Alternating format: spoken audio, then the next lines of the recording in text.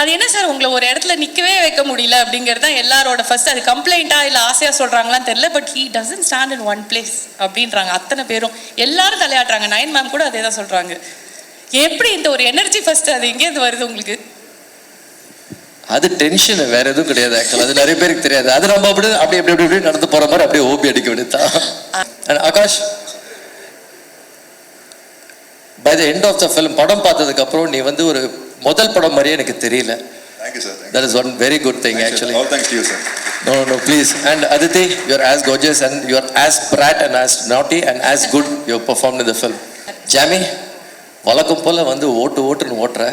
And thank you so much. It means a lot. Thank you so much. Thanks for coming.